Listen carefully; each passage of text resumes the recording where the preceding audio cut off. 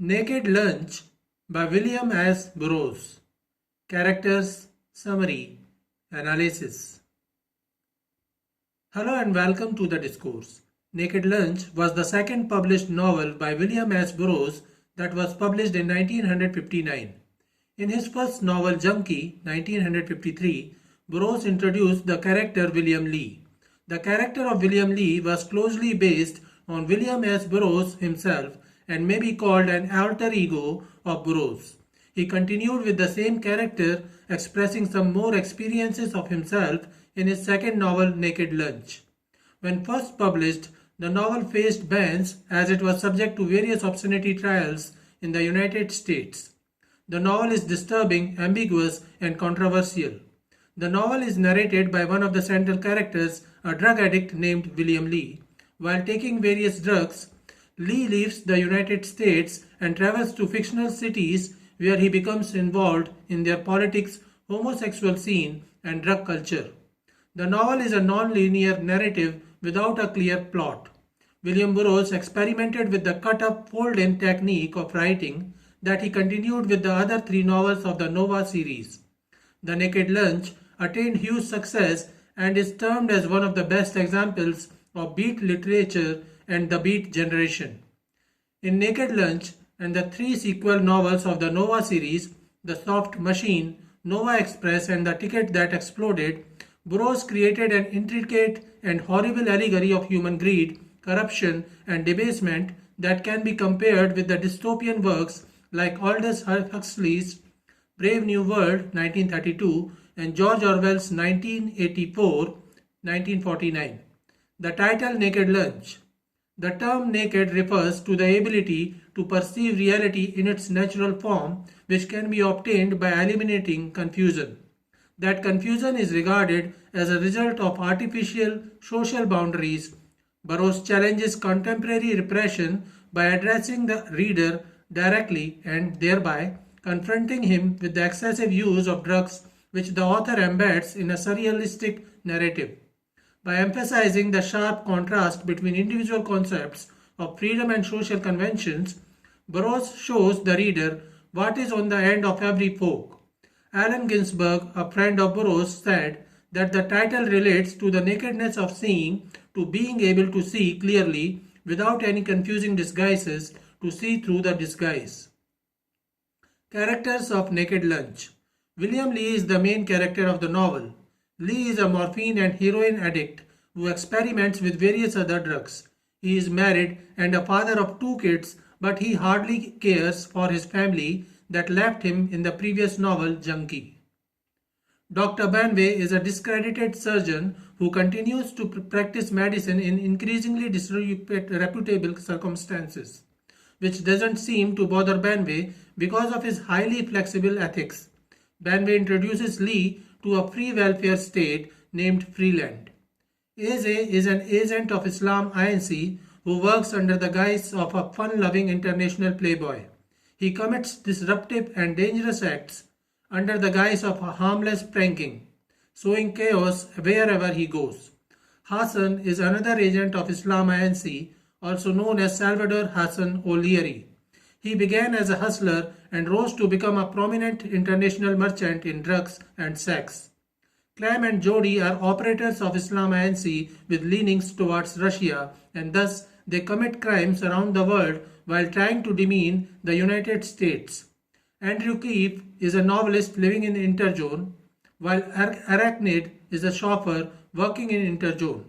Dr. Berger is a psychologist who runs a radio program in which he talks to sufferers of various mental illnesses. Clarence Cowey is the subject of Dr. Berger's experiment to produce a de-anesthetized man. Jane is a prostitute in Mexico whose pimp forces his ideas on her. Summary of Naked Lunch. The novel begins in New York City where William Lee is still trying to evade police.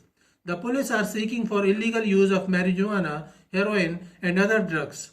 One day, after dodging the police, he hops on a subway train and begins discussing his experiences with a young man. He talks about his fellow junkies, Rube and Vigilante. Lee describes how addicts use safety pins and medicine droppers to administer a fix.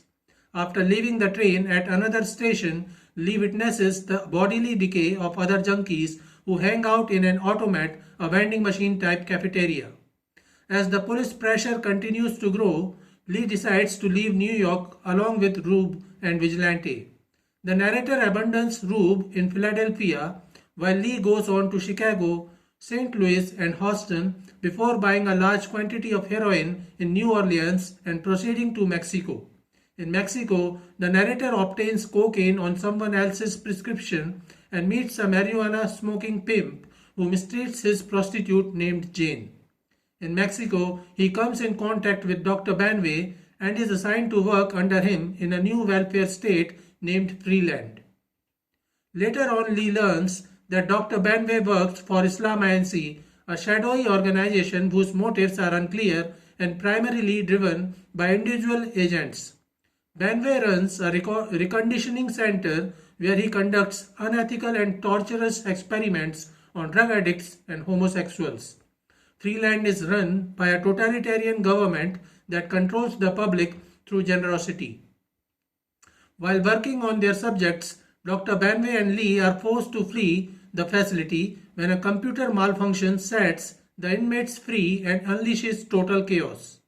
Lee finds himself in the interzone where he sees a man named Carl who becomes divorced from reality when he goes to visit his friend Joselito in a sanatorium. Interzone is a city where drugs and sex of all kinds are freely available. The threat of revolution against colonial influences hovers around the margins of daily life. Interzone is run by four opposing political parties: the liquefiationists, the Sanders, the divisionists, and the factualists. These parties also influence the narrator's involvement in Islam Inc., an organization without a clear agenda aside from the preferences of its individual agents. A dealer addict identified as the sailor goes to plaza in the city to buy a substance called black meat from creatures called mugworms. Lee gets admitted to a hospital to detox himself of drug usage, where he meets Dr. Banway again. After successful detoxification, Lee meets one of his old friends who has attempted to kick his heroin addiction with questionable results. Lee too decides to get rid of his addiction again. He spends around 10 years in Interzone, during which he is forced to please the country clerk regularly so that he may not get evicted. The county clerk is a racist jerk. During his stint with Islam Inc., Lee comes in contact with Hassan and AJ. AJ hosts an annual party where he shows a blue pornographic movie featuring a trio engaging in lurid sexual acts that culminate in hangings. Two other agents, Clem and Jody, disrupt a Muslim funeral in Interzone's marketplace. This act typifies their worldwide travels, sowing mayhem in ongoing attempts to make the United States look bad on the world stage. Lee decides to leave the Interzone and reaches New York again, where he is again pursued by police. Two narcotics officers, Hauser and O'Brien, catch him and a struggle ensues, during which Lee shoots the officers and goes into hiding at a bathhouse. The next day, he can find no reports of the shooting in the papers, so he calls the city's narcotics bureau. He speaks to a lieutenant who has never heard of Hauser or O'Brien. The narrator takes this as a sign he can no longer access the intersections of different realities. Symbols used in Naked Lunch. Lee describes how addicts use safety pins and medicine droppers to administer a fix. The use of safety pins and droppers suggests that there is an acute scarcity of heroin or other drugs and it is hard to get them. The narrator uses safety pins and droppers as a symbol to represent the sense of desperation addicts feel when they need a fix.